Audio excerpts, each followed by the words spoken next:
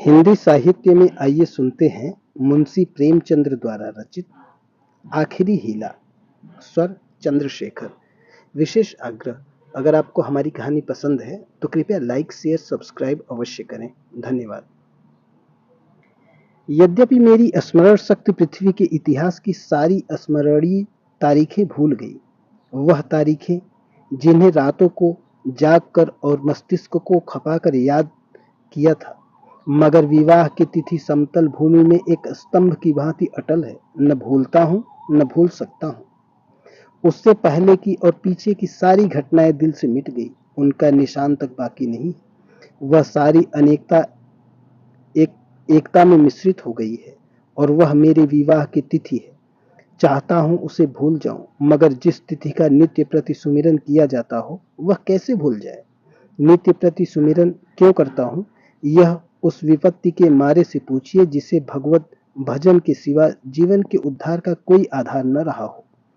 लेकिन क्या मैं वैवाहिक जीवन से इसलिए भागता हूँ कि मुझमें रसिकता का अभाव है और मैं कोमल वर्ग की मोहिनी शक्ति से निर्लिप्त हूँ और अनासक्ति का पद प्राप्त कर चुका हूँ। क्यों मैं नहीं चाहता हूँ कि जब मैं सैर करने निकलूं तो हृदयेश्वरी भी मेरे साथ विराजमान हो। विलास वस्तुओं की दुकानों पर उनके साथ जाकर थोड़ी देर के लिए रसमय आग्रह का आनंद उठाऊं।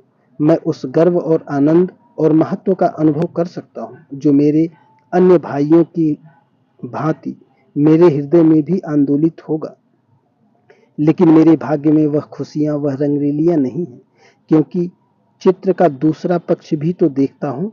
एक पक्ष जितना ही मोहक और आकर्षक है, दूसरा उतना ही हृदय विदारक और भयंकर। शाम हुई और आप बदनसीब बच्चे को गोद में लिए तेल या ईंधन की दुकान पर खड़े हैं। अंधेरा हुआ और आप आटे की पोटली बगल में दबाए गलियों में यूं कदम बढ़ाए हुए निकल जाते हैं मानो चोरी की है। सूर्य निकला और बालकों को गोद में लिए होम्योपैथ डॉक्टर की दुकान में टूटी कुर्सी पर आरूढ़ है।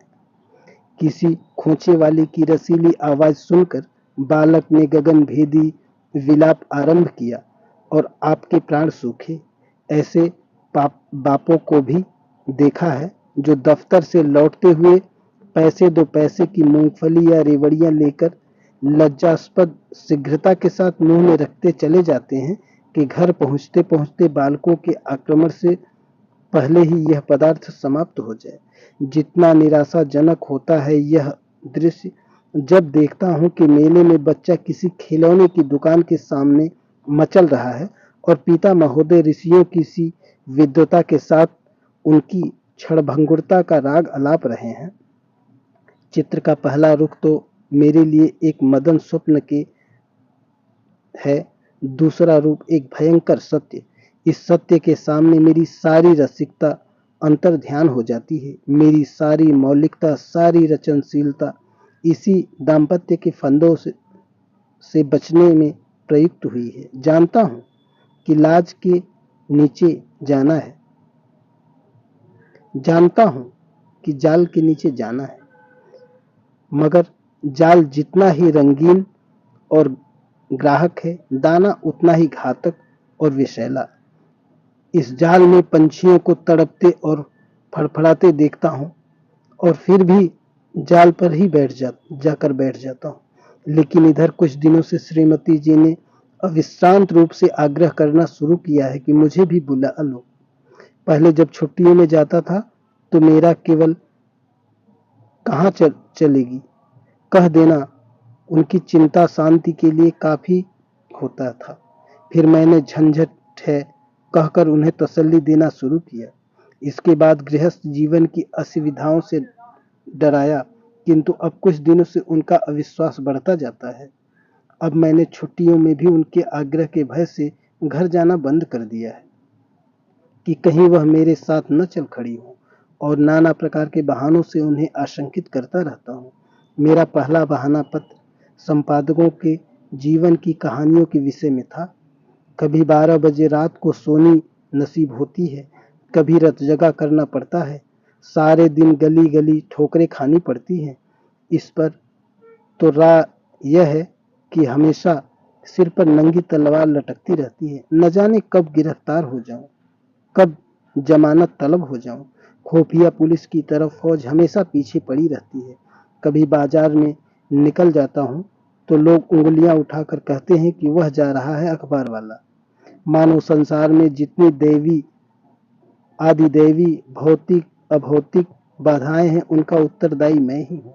मानो मेरा मस्तिष्क झूठी खबरें गढ़ने का कार्यालय है। सारा दिन अफसरों की सलामी और पुलिस की खुशामद में गुजर जाती है। कांस्टेबलों को देखा और प्राण पीड़ा होने लगी। मेरी तो यह हालत है और हुक्काम है कि मेरी सूरत से कांपते हैं। एक दिन दुर्भाग्यवश एक अंग्रेज के बंगले की तरफ जा निकला। साहब ने पूछा, क्या काम करता है? मैंने गर्व के साथ कहा, पत्र का संपादन करता हूँ। साहब तुरंत अंदर घुस गए और कपाट में मुद्रित कर लिए।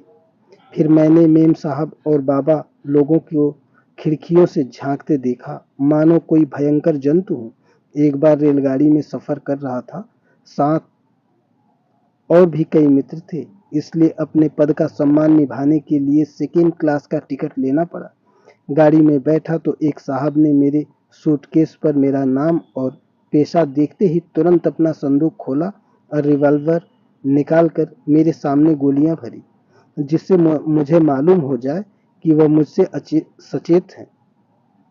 मैंने देवी जी से अपनी आर्थिक कठिनाइयों की भी चर्चा नहीं की, क्योंकि मैं रमणियों के सामने यह जिक्र करना अपनी मर्यादा के विरुद्ध समझता हूँ। हालांकि मैं वह चर्चा करता तो देवी जी की दया का अवश्य पात्र बन जाता। मुझे विश्वास था कि श्रीमती जी फिर यहाँ आने का नाम न लेगी, मगर यह मेरा भ्रम था। उनके आग्रह पूर्ववत होते रहे। तब मैंने दूसरा बहाना सोचा। शहर बीमारियों के अड्डे हैं। हर एक खाने पीने की चीज में विष की शंका। दूध में विष, घी में विष, फलों में विष, साग सब्जी में विष, हवा में विष, पानी में विष। यह मनुष्य का जीवन पानी की लकीर है, जिसे आज देखो वह कल गायब। अच्छे खासे बैठे हैं, हृदय की गति बंद हो गई। घर से सैर को निकले, मोटर से टकराकर सुरपुर सिधार गए। अगर कोई शाम को सांगोपांग घर आ जाए तो उसे भाग्यवान समझो। मच्छर की आवाज कान में आई, दिल बैठा। मक्खी नजर आई और हाथ पांव फूले। चूहा बिल से निकला और जान निकल गई। जिधर देखिए यमराज की अमलदारी है। अगर मोटर और ट्राम से बचकर आ गए तब मच्छर और मक्खी के शिकार हुए। बस यही समझ लो कि मौत हरदम सिर पर खेलती रहती है। रात भर मच्छरों से लड़ता हूँ, दिन भर मक्खियों से। नन्ही सी जान को किन किन दुश्मनों से बचाऊं। सांस भी मुश्किल से लेता हूँ कि कहीं क्षय के कीटाणु फेफड़े में न पहुंच जाएं। देवी जी को फिर भी मुझ पर विश्वास न आया। दूसरे पत्र में भी वही आरजू थी। लिखा था, मुझसे तुम्हारे पत्र ने एक और चिंता बढ़ा दी है। अब प्रतिदिन पत्र लिखा करना। मैं एक न सुनूंगी और सीधे चली आऊंगी। मैंने दिल में कहा, चलो सस्ते में छूटे, मगर यह खटका लगा हुआ था कि न जाने कब उन्हें शहर आने की सनक सवार हो जाए। इसलिए मैंने तीसरा बहाना सोच निकाला। यहाँ मित्रों के मारे नाको दम रहता है। आकर बैठ जाते हैं तो उठने का नाम ही नहीं लेते, मानो अपना घर बेच आते हैं। अगर घर से टल जाओ तो आकर बेधड़क कमरे में बैठ जाते हैं और नौकर से जो चीज चाहते हैं उधार मंगवा लेते हैं। देना मुझे पड़ता है। कुछ लोग तो हफ्तों पड़े रहते हैं, टलने का नाम ही नहीं लेते। रोज इनकी सेवा सत्कार करो, रात को थिएटर या सिनेमा दिखाओ, फिर सवेरे तक ताश का या शतरंज खेलो। अधिकांश तो ऐसे हैं जो शराब के बगैर जिंदा ही नहीं रह सकते। अक्सर तो बीमार होकर जाते हैं, बल्कि अधिकतर बीमार ही जाते हैं। अब रोज डॉक्टर को बुलाओ, सेवा सुश्रुति करो, रात भर सिरहाने बैठे पंखा झलते रहो। उस पर यह शिकायत भी सुनते रहो कि यहाँ कोई हमारी बात भी नहीं पूछता। मेरी घड़ी महीनों से मेरी कलाई पर नहीं आई। दोस्तों के साथ जलसों में शरीक हो रही है। अचकन है वह एक साहब के पास है। कोट और दूसरे साहब ले गए हैं, जूते और एक एक बाबू ले गए हैं। मैं वही रद्दी कोट और वही चमरौधा जूता पहनकर दफ्तर जाता हूँ। मित्र वृंद ताड़ते रहते हैं कि कौन सी नई वस्तु लाया। कोई चीज लाता हूँ तो मारे डर के संदूक में बंद कर देता हूँ। किसी की निगाह पड़ जाए तो कहीं न कहीं न्योता खाने की धुन सवार हो जाए। पहली तारीख को वेतन मिलता है तो चारों चोरों की तरह दबे पांव घर आता हूँ कि कहीं कोई महाशय रुपयों की प्रतीक्षा में द्वार पर धरना जमाए न बैठे हों। मालूम नहीं उनकी सारी आवश्यकताएं पहली ही तारीख को बाट क्यों जोहती रहती हैं। एक दिन वेतन लेकर 12 बजे रात को लौटा, मगर देखा तो आधे दर्जन मित्र उस वक्त भी डटे हुए थे। माथा ठोक लिया, कितने ही बहाने करूं, उनके सामने एक नहीं चलता। मैं कहता हूं घर से पत्र आया है, माताजी बहुत बीमार हैं। जवाब देते हैं, अजी बूढ़े इतनी जल्दी नहीं मरते, मरना ही होता तो इतने दिन जीवित क्यों रहती। देख लेना 2-4 दिन में अच्छी हो जाएंगी, और अगर मर भी जाएं तो वृद्धजनों की मृत्यु का शोक ही क्या, वह तो और खुशी की बात है। कहता हूं लगान का बड़ा तकाजा हो रहा है। जवाब मिलता है, आजकल लगान तो बंद हो रहा है, लगान देने की जरूरत ही नहीं। अगर किसी संस्कार का बहाना करता हूं तो फरमाते हैं, तुम भी विचित्र जीव हो, इन कुप्रथाओं की लकीर पीटना तुम्हारी शान के खिलाफ है। अगर तुम उनका मूलोच्छेदन करोगे तो वह लोग क्या आकाश से आएंगे। गरज यह कि किसी तरह प्राण नहीं बचते। मैंने समझा था कि यह बहाना निशाने पर बैठेगा। ऐसे घर में कोई रमणी रहना पसंद करेगी जो मित्रों पर ही अर्पित हो गया हो। किंतु मुझे फिर भ्रम हुआ। उत्तर में फिर वही आग्रह था। तब मैंने चौथा हीला सोचा। यहाँ के मकान हैं कि चिड़ियों के पिंजरे, न हवा न रोशनी। वह दुर्गंध उड़ती है कि खोपड़ी भन ना जाए। कितने ही के तो इसी दुर्गंध के कारण विसूचिका, टाइफाइड, क्षय आदि रोग हो जाते हैं। वर्षा हुई और मकान टपकने लगा। पानी चाहे घंटे भर बरसे, मकान रात भर बरसता रहता है। ऐसे बहुत कम घर होंगे जिनमें प्रेत बाधाएं न हो। लोगों को डरावने स्वप्न दिखाई देते हैं। कितनों ही को उन्माद रोग हो जाता है। आज नए घर में आए, कल ही उसे बदलने की चिंता सवार हो गई। कोई ठेला असबाब से लदा हुआ जा रहा है, कोई आ रहा है, जिधर देखिए ठेले ही ठेले नजर आते हैं। चोरियां तो इस कसरत से होती हैं कि अगर कोई रात कुशल से बीत जाए तो देवताओं की मनौती हो जाती है।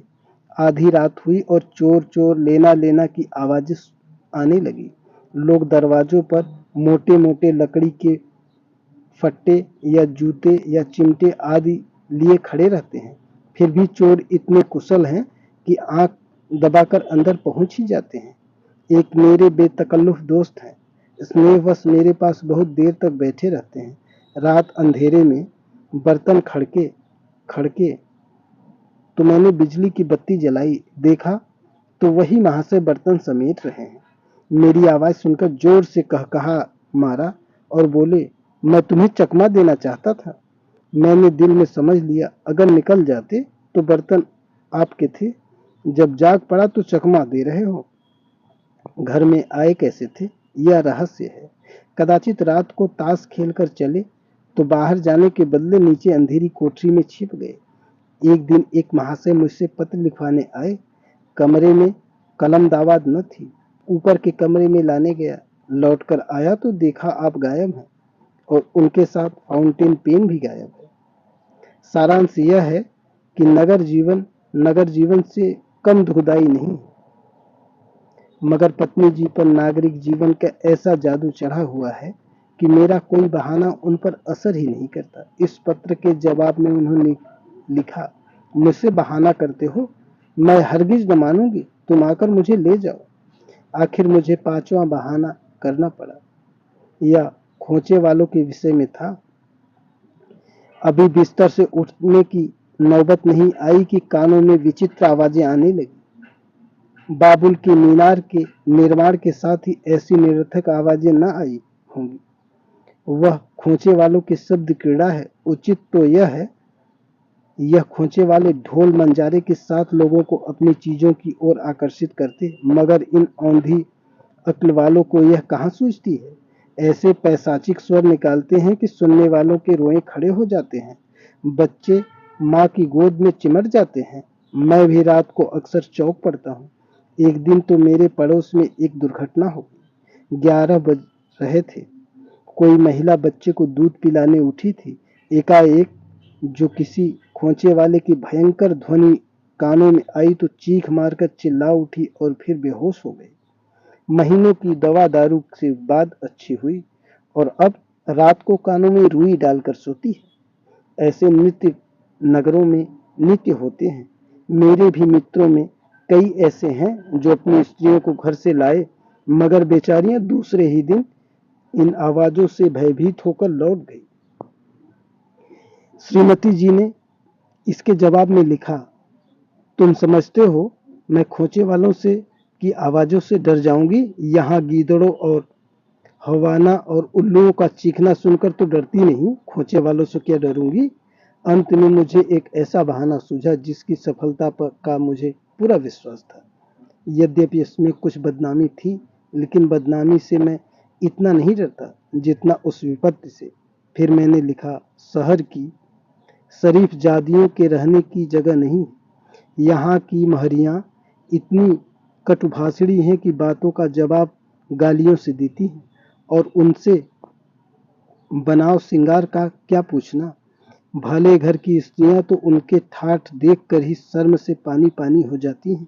सिर से पांव तक सोने से लदी हुई सामने से निकल जाती हैं तो ऐसा मालूम होता है कि सुगंध की लपट निकल गई। गृहिणियां ये ठाठ कहाँ ले से लाएं। उन्हें तो और भी सैकड़ों चिंताएं हैं। इन महरियों को तो बनाव सिंगार के सिवा दूसरा काम ही नहीं। नित्य नई साज धाज, नित्य नई अदा, और चंचल तो इस गजब की है मानो अंगों में रक्त की जगह पारा बह रहा हो। उनका चमकना और मटकना मुस्कुराना देखकर गृहिणियां लज्जित हो जाती हैं और ऐसी दीदा दिलेर हैं कि जबरदस्ती घरों में घुस पड़ती हैं। जिधर देखो इनका मेला सा लगा हुआ है। इनके मारे भले आदमियों का घर में बैठना मुश्किल है। कोई खत लिखाने के बहाने से आ जाती है, कोई खत पढ़ाने के बहाने से।